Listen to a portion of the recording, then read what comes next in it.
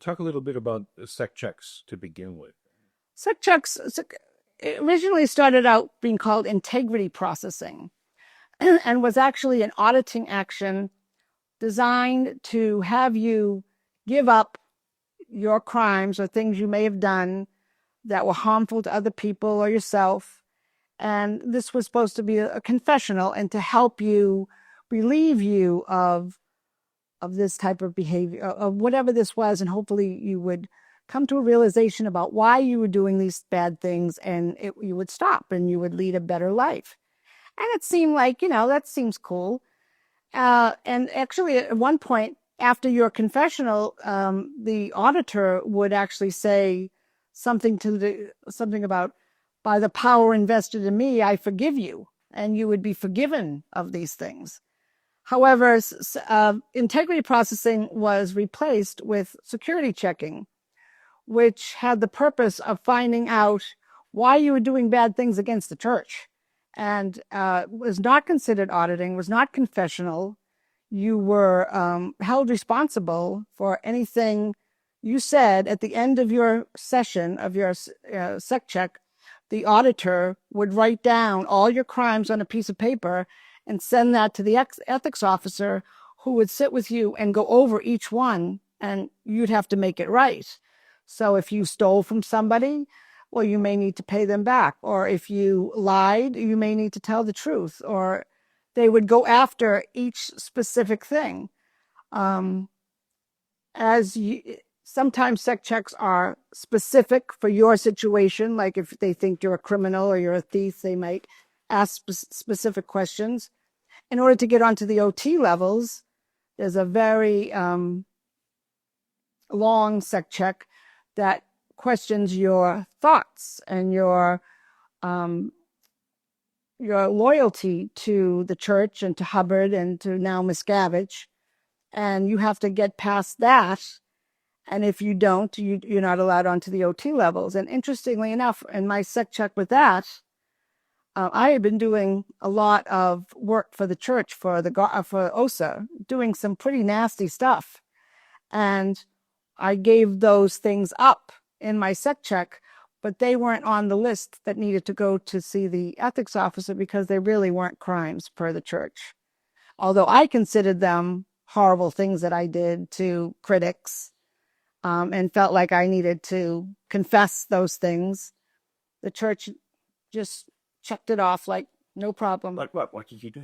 Well, the fact that I had followed Bob Minton around, and had I mean, you physically followed him? Yeah, I followed him one time. He was leaving Boston. Well, the church had a 24/7 coverage on Bob. They had to know where he was every minute of the day. One time he was leaving Boston and flying to Clearwater, and I was called up real quick. You need to get to Logan Airport, be there before he gets there, make sure he gets on the flight, and when he gets on the flight, let us know, and then we'll pick him up in Clearwater. So I sat there at Logan. He came, I had his picture. I had never seen him before. I had his picture. I spotted him. I just sat there and ate some chowder, very unassuming looking lady, and watched him get on the plane. Another time he was down in some island in the Caribbean someplace, and they lost him. They were flipping out. They didn't know where he was. And so I called up his travel agent, who they knew, I guess it was his wife's travel agent.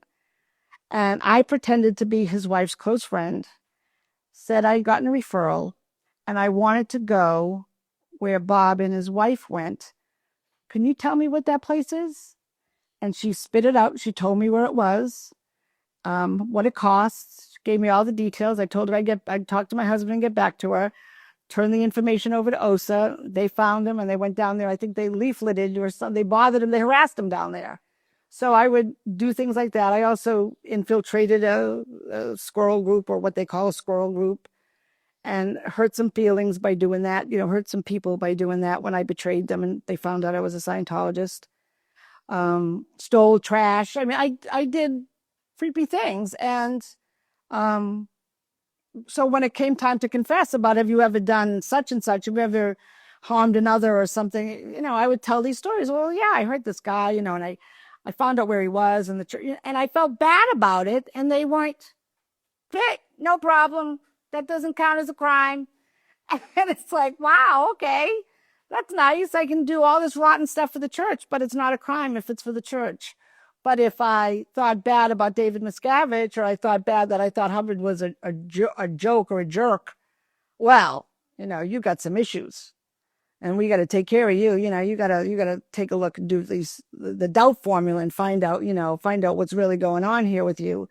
But commit crimes in the name of the church, or do bad things in the name of the church, no, that's not a security issue at all. That's good. That counts as a plus for me. Did you know about Bob Minton when you were sent to the airport, or what were you aware of? Well, this is actually, Bob Minton is responsible for me getting out of Scientology to a very huge degree, because what first happened when Bob and the LMT were formed, my friend at OSA named Mary Frances Newey, now goes by Mary Stinson. She has a whole new name, and I found her on Facebook. Anyway, she called me, and as what we would do is we would meet. It was always very complicated. She'd call me, and then I'd have to go to a phone booth, and then she'd call that phone booth. I mean, because we couldn't have any track of her and I doing anything. So I'd go to a phone booth, she'd call me, and we'd discuss what she needed. And what she needed was, there was this new organization called LMT being formed in Clearwater, and I needed to be briefed on them, because I was going to do some stuff for her. So I said, well, what are they all about? She says, well, they have something on the internet. Go on the internet and put in LMT and see what you see. She says, oh, they're going to have their mission statement. She says, go read their mission statement. So I read it, and I'm thinking, wow, look at all this stuff. Because one of the things about me being a Scientologist, I always loved Nth Theta. But that was the whole thing. I mean, I enjoyed reading the Nth Theta, but I was such a cultist, I could read it and it not affect me. But I liked knowing what the enemy was saying. But it never got through my Scientology filter. And so I read this, and I'm like, wow, this is kind of interesting. A whole new world of like SPs to look at. And I called her back, said, okay, I get what they're about. She says, well, what I need you to do is call them up and get them on the phone, and we want to tie up their phone lines with ridiculous phone calls. So we made up a story about my sister being a cultist in the Wiccan cult, which isn't too far from the truth. And made up a story, and I was just supposed to talk and talk and talk and talk and talk. Wow, that got old real fast. I didn't want to do that. I was like, this is no fun. I don't want to do this, Mary. I did it once. I got Bob on the phone. He was very nice. But I'm like, I don't see this getting anywhere, tying up their phone line. So, and I was the type of person, and Mary was good enough that she understood if I thought it was a dumb idea, I wasn't going to do it. So that was my introduction to the LMT. Well, what happened after that is I started like peeking on the internet and looking at little different things. And I found this on Deja News, this alt religion Scientology, and I started reading, and I was just, the whole world opened up at that point. But the whole idea was with LMT was to stop them in any way, shape, or form.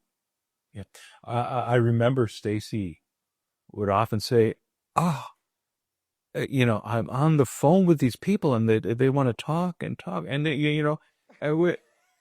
you, I can't, get off the phone." Yeah, all they do is tie them up with all this ridiculous stuff. It's like, it was silly, but it was totally totally the way they operate. Let's tie them up and get them to not, to have useless time, so they really can't do anything about Scientology. Well, I mean, that and so many other things they did to waste their time. Well, I mean, we were constantly in court, and it was a hassle responding to every subpoena that they gave to us. And Yeah. anyway, So I was going to save all that Okay. till the end of, All right. but it Go was good. back. No, it was good. Um, so OSA, Guardian's office rather. Hmm. The Guardian's office at one point turned into the Office of Special Affairs. Were you working for it around that time? I had just left about 6 months before then. Actually, I had a bad parting with the Guardian's office. I was at the end of my contract, and Mary Sue had been sent to jail, I believe. And there was a lot going on, and I was still very much a true blue, sort of like a Marty type Scientologist, where I believed in the tech. And and I made a statement to my closest friend Maureen O'Keefe that I thought the Guardian's office was a suppressive group. And next thing I knew, I was shown the door and allowed to finish my contract at the school, at the local Apple school, which then became a Delphi Academy. But because I became disenfranchised with the church. This is obviously prior to me looking at the internet, based on some stuff that was going on internally. And I thought, this is very, very bad. The church is, What? there was a lot of money being recruited, a lot of money being asked for by Mary Sue and Jane Kemver and all these people who had done the stolen government documents. There were all kinds of orders coming down that were unrealistic, and we were being hammered. It was this heavy force that you see nowadays, like times 20. But the heavy force started coming down the lines, and I didn't like it. And as a matter of fact, the turning point for me, and where I really lost my integrity to the church, was a program came down from worldwide for my area, saying it was about making a halfway house for Narconon. And there was already a halfway house there. But this was to implement all these new targets. It was written by somebody in England for this program in Connecticut. And as I'm reading it, I realized that this put into effect would destroy Narconon. And so I wrote back on it. No, this is no good. Doesn't work. And I wasn't even particularly nice about it. I did my basically who Patty is and just sort of grouched at it. And my boss sent it back and said, no, you can't send this up. It's not nice enough. And I'm like, what do you mean not nice enough? It's like, this program's going to destroy this. And I had to spend a lot of time trying to word this so as not to offend the nincompoops who were writing it. And I had a hard time with that. And I finally did it. But I thought, this is what it's all about? This is what Scientology is all about? Is somebody sending me something insane to do, and it's going to destroy what I put there? And now I have to be nice and tell them?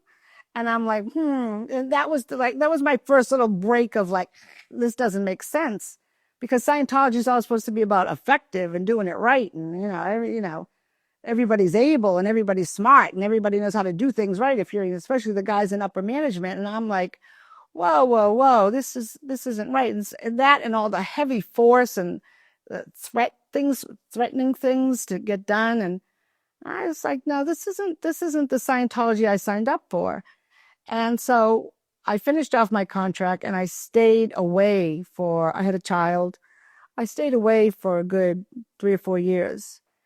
And during that time, OSA, the Guardian's office, was disbanded, which sort of proved me right that it was a suppressive group, but not for the right reasons. And OSA was formed with promises of, we're not anything like them. And so when I was finally called back in to work for OSA, it was like, oh, we don't do that stuff anymore. We're a whole different organization. And I bought it because they were my friends, and I was still in my heart a Scientologist and wanted Scientology to expand. Did you see any operational differences when you came back? Yes, they used PIs more to do things rather than do it themselves. So instead of having Scientologists infiltrate like an organization or go steal something, they would have a lawyer get a PI to do it so that they could distance themselves from the crime. I know one time I was sitting with Mary Frances, and I had a somebody's telephone directory that they had stolen, and I said, "Well, where did this come from? Like, how did we get this?" And she's like, "Oh, no, a PI got that for us." So it's like, we didn't do it. It was sort of that whole thing about like with knocking on it. We're not really Scientology. There's this corporation there that makes us legally separate. Well, we got a PI there who does these things. Or, well, how are we going to find out, what this guy's credit card information is all about?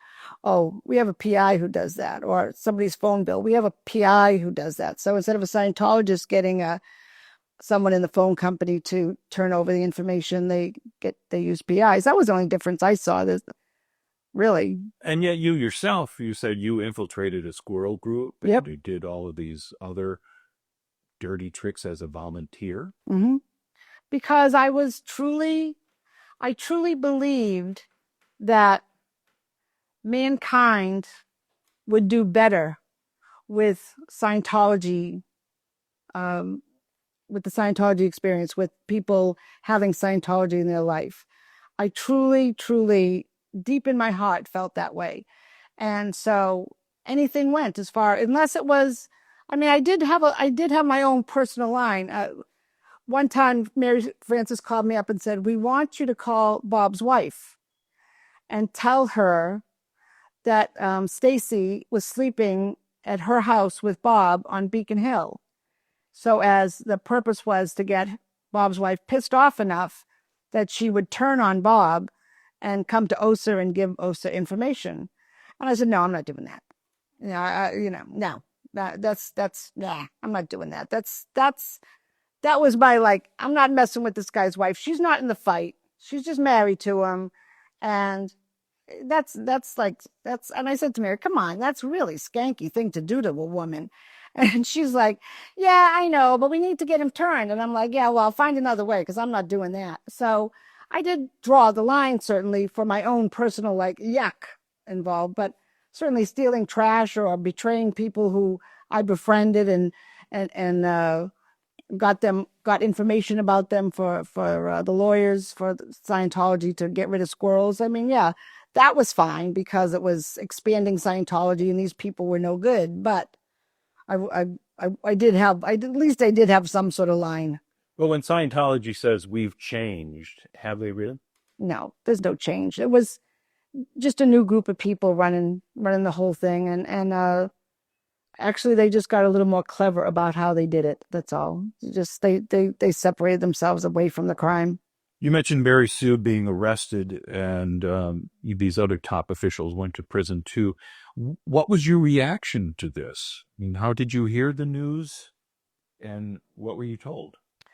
Well, I was told that that one guy named Michael Meisner, I believe his name was GO in DC, had violated policy and was so desperate to get the information for Snow White because there was this order from Mary Sue.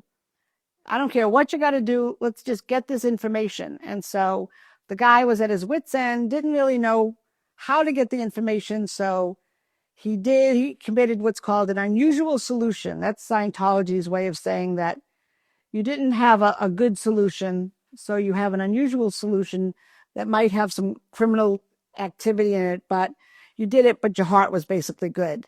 So this Michael Meisner committed this unusual solution by stealing something and then put the whole church at risk because of that and brought down everybody above him on the chain of command.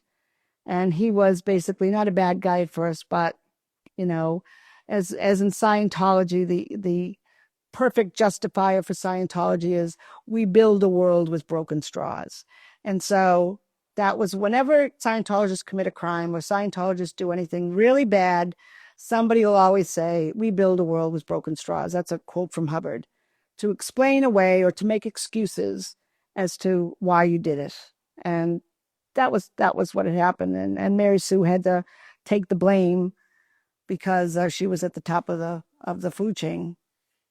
But Hubbard was really at the top. Oh, he was, but you would never, no one ever thought that he was involved. Or if they did, you would just like block that out of your mind that Hubbard knew what was going on, because we all thought that Hubbard was off writing books and researching and having fun, doing whatever he was doing, making himself more and more OT and setting the way to us all to be free. But his wife could be involved in all of these crimes and he'd have no knowledge. Well, yeah, exactly. Because it was, well, one of the things about OSA and the Guardian's Office, which might make you think this, is the way they compartmentalize all their operations. I could be involved in doing something against Bob Minton, and there could be 4 or 5 other volunteers who are also involved, but I wouldn't know what they're doing. I would have no idea.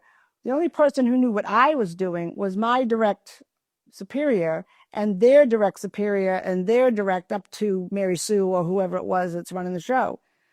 You don't talk about it with other people. Nobody else knows what you're doing in the Guardian's Office, especially when it's covert activity. The other Guardian's Office members don't know.